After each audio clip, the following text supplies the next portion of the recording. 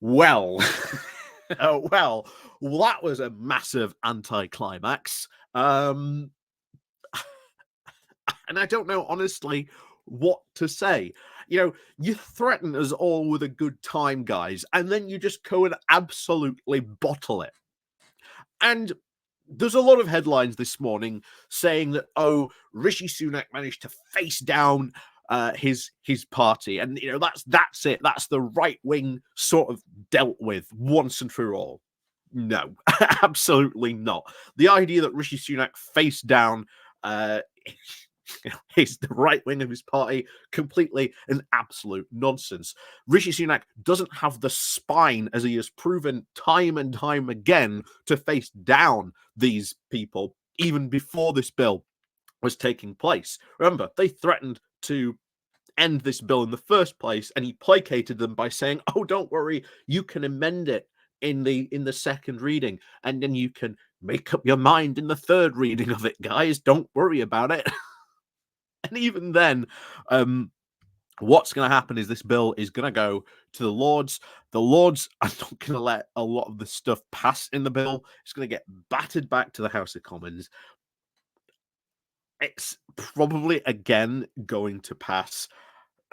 And yet, as we've said time and time again, this bill, completely pointless. We have wasted so much parliamentary time on an idea and a scheme that is going to not even work. It is not even going to act as a deterrent, because at the end of it, even in the bill, we're only sending like 200 people. Rwanda has said we will only accept 200 people. That is not enough people to make this even somewhat of a feasible deterrent to people, because more people will cross the channel in these small boats than Rwanda will actually accept.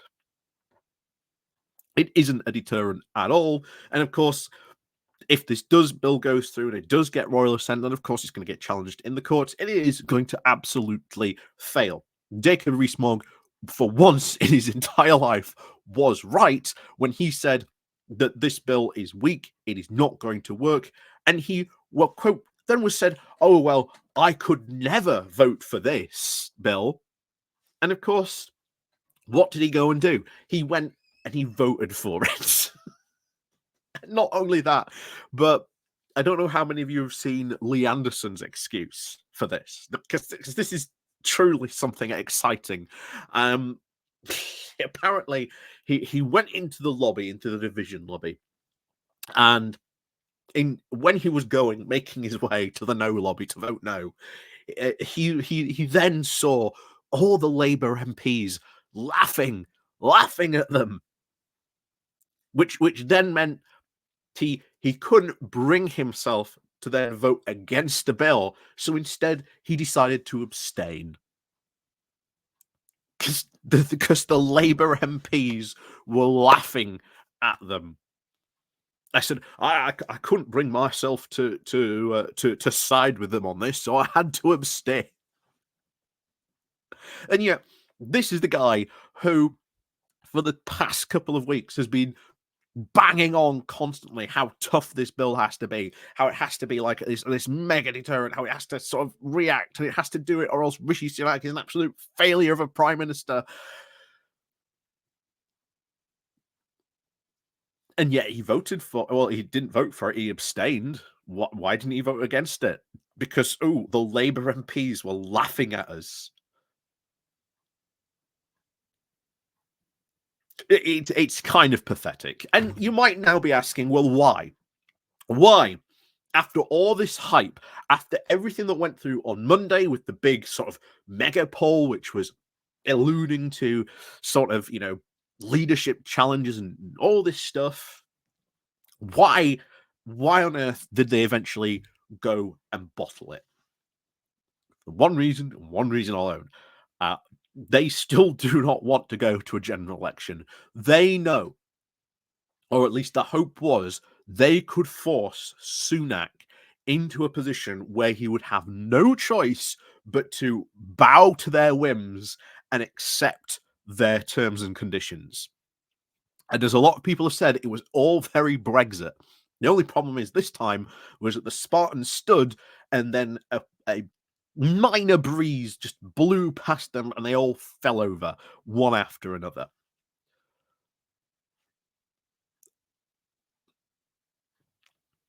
And all because they do not want to go to a general election. They know full well that if they messed up messing around now, and they were to actually get rid of Rishi, they know full well they would have to go immediately into a general election. Like they would have no choice, and ultimately they would lose. Meanwhile, the whole conservative plan for this year, even among the rebels, is they know full well we would rather hold on to this cliff edge on by our very fingertips to not lose our very coveted positions as MPs. Um, we want to keep on this thing going as fast as possible, because maybe we might be able to narrow the gap. Maybe the economy gets better, but with, again, inflation going crazy at the moment, even Rishi Sunak's much vaunted promise of, oh, we've done with inflation, our plan has worked. What plan did you do to get down inflation? I've said this every single time. The plan for Jeremy Hunt and Rishi Sunak to get rid of inflation was to hide under their desks, cross their fingers, and hope that inflation goes down. That was their plan. And ultimately, we did it. Inflation went down. Congratulations. Sooner or later, inflation was bound to go down. Sort of how inflation works sometimes. But as we've seen now, inflation was going down. Now it's going back up. Mostly because of the crisis going on in the Red Sea. But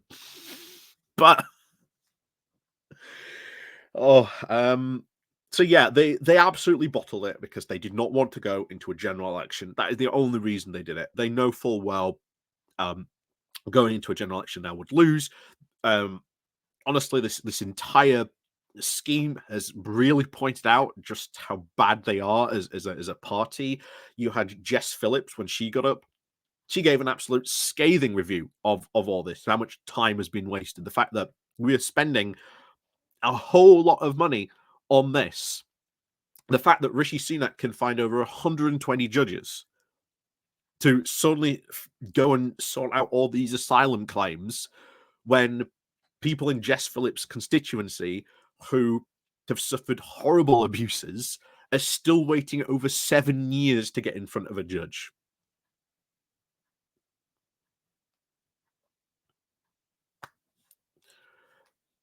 This just goes to show you how bad this party is, and that the quicker we call time on it, the better. Now, of course, I have to mention of the fact that this morning there have been apparently reports letters have gone in. Now, will this become a trickle? Will they maybe reach the magic number? I doubt it. I very, very much doubt it. I will be shocked if they do, but everything so far seems to be lining up that these Tory rebels are going to cause trouble. We're going to have a rebellion, and then all of a sudden, at the last minute, bottle it. There is a pattern emerging. Whenever they do this, that every time they're going to have a little rebellion, they bottle it completely and absolutely. Do not threaten us with a good time and then not deliver on it. So, would be hilarious. I will admit it would be hilarious if we do reach that magic number of letters going into Graham Brady. We'll see if any letters do go in later today and we do reach that magic number. But I'm not going to lie, guys, I don't think it's going to happen. As much as, again, there's been reports earlier this morning, oh, some letters went in. Yeah, I don't think they're going to reach that magic number. I don't think enough Tory MPs really want to go and end it, should we say, end it so soon. I'd rather think they want to sort of carry this on as long as possible. I highly think we're probably going to get news about a general election probably in the summer at some point, in the hopes that, maybe things are better in some way, shape, or form. And like I say, Rishi Sunak doesn't want to fight a general election on this. He wants to fight one on the economy, because that's quote his only hope. They're trying to pull a 1992 again. Um, will they succeed in that? Again, not very, to be honest. But it's their hope. It's what they've been told by the postal by their posters, by their pollster experts. You know, you've got to fight. Make sure you fight this on the economy and nothing else, because if not, you're going to lose. Well, you're going to lose anyway. But if you don't fight on this, you're going to lose even harder. So, so we'll see. We'll see what happens. But of course, if anything does happen, like I say, I will go live, because I did say last night I will go live. But honestly, the way it was going, and I saw bottled it, there was no point going live. So as always, like I say, do remember to click the like and share button. Of course, down below there's the Patreon page. One affiliation link called Buy Me Coffee. There's a YouTube thank you button, and of course, there's a Pony Club down below as well. So, as always, thank you very much for watching, and of course, we'll see you all next time.